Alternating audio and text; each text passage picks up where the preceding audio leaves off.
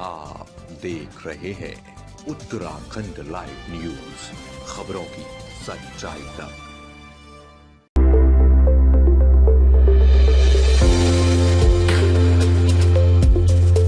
नमस्कार, आप देख रहे हैं उत्तराखंड का number 1 digital channel Uttarakhand live news. मैं हूं आपके साथ अंजलि। चलिए रुक करते हैं खबरों की ओर।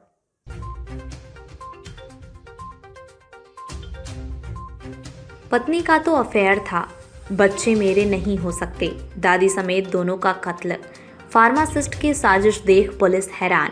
राजस्थान का चूरू जिला, जहां एक घर में बार बार आग लगना और 3 मौतें पुलिस के लिए सरदर्द बनी हुई थी। पुलिस ने आग लगने का कारण जानने के लिए घर में सीसीटीवी कैमरे लगवाए। ग्रामीण घर के बाहर पहरा देते। आरोपी जादू टोने और भूत प्रेत का साया बताकर लोगों से सहानुभूति ले रहा था। हद तो तब हो गई जब सीसीटीवी की डीवीआर भी आग लगने से जल गई। आरोपी फार्मासिस्ट था, दवाओं और केमिकल्स के बारे में भली भांति जानता था। आइए सिलसिलेवार तरीके से जानते हैं आग लगने और 3 हत्याओं का कारण। चूरू जिले के भैंसली गांव में 31 जनवरी से अजीबोगरीब घटनाओं की शुरुआत हुई। इस रहस्यमयी आग से पहले घर में 3 और रहस्यमयी चीजें होती हैं। घर की दादी बिल्कुल ठीक ठाक, अचानक सुबह उल्टी होती है और दादी की मौत हो जाती है। दादी की मौत के कुछ दिन बाद उसके 4 साल के पोते को ठीक वैसे ही उल्टी होती है और उसकी भी मौत हो जाती है। इस पोते की मौत के 15 दिन बाद दादी के बड़े पोते, जिसकी उम्र 7 साल है, उसे भी अचानक उल्टी होती है और उसकी भी मौत हो जाती है। 31 फरवरी से शुरू हुआ मौत का ये सिलसिला 3 मौतों के बाद 28 फरवरी को तो थम गया, लेकिन जैसे ही मौत का सिलसिला थमा, घर में रहस्यमयी आग का सिलसिला शुरू हो गया। घर में कहीं भी लग जाती थी आग। भूप सिंह के घर में कहीं भी आग लग जाती थी। 3 लोगों की मौत के बाद जब घर में आग लगने लगी तो लोगों को जादू टोने और भूत प्रेत के साए का एहसास हुआ।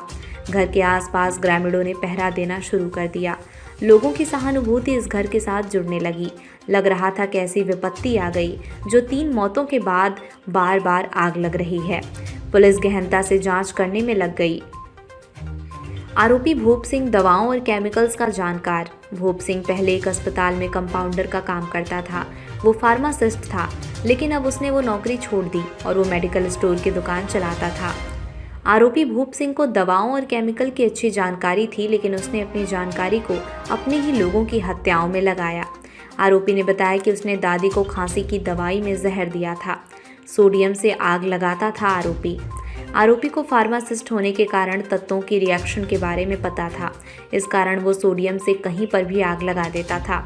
आपको बता दें कि सोडियम को अधिकतर केरोसिन ऑयल में रखा जाता है। सोडियम नमी और हवा पाकर रिएक्शन करता है और वो आग में तब्दील हो जाता है। अब इसी का फायदा उठाकर आरोपी कहीं भी आग लगा देता था।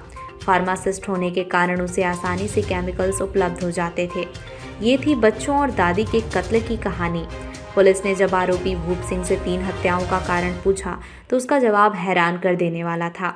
उसने बताया कि दादी की हत्या करना तो उसकी लिस्ट में था ही नहीं, लेकिन बच्चों की मौत हत्या न लगे इसके लिए सबसे पहले दादी को मरना पड़ा। दादी एकदम ठीक थी, लेकिन उन्हें खांसी आ रही थी। बस इसी का फायदा उठाकर आरोपी ने दादी की खांसी की दवाई में जहर देकर उन्हें मौत की नींद सुला दिया।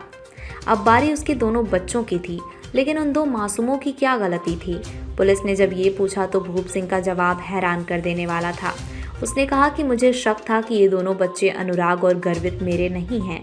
मुझे मेरी पत्नी के अफेयर का शक है और ये दोनों बच्चे उसके प्रेमी के ही थे। इसी कारण मैंने इन दोनों बच्चों को मौत के घाट उतार दिया, लेकिन दादी को मारना उसका इरादा नहीं था। किसी को शक ना हो इसके लिए दादी को सबसे पहले मारा। दोनों बच्चों की मौत के बाद उसने घर में आग लगाने का नाटक किया, जिससे कि लोगों की सहानुभूति उसे मिल सके और उस पर किसी को शक भी ना हो। अब घर में बचे सिर्फ 4 लोग। आरोपी भूप सिंह के घर में 7 लोग थे। घर का बेटा भूप सिंह, उसकी पत्नी मेनका, भूप सिंह की दादी कस्तूरी, उसके दादा हरे सिंह, माँ संतोष और 4 और 7 साल के भूप सिंह के 2 बच्चे गर्वित और अनुराग। भूप सिंह के पिता की पहले ही मौत हो चुकी है, लेकिन अब इन 3 मौतों के बाद घर में 4 ही लोग बचे हैं।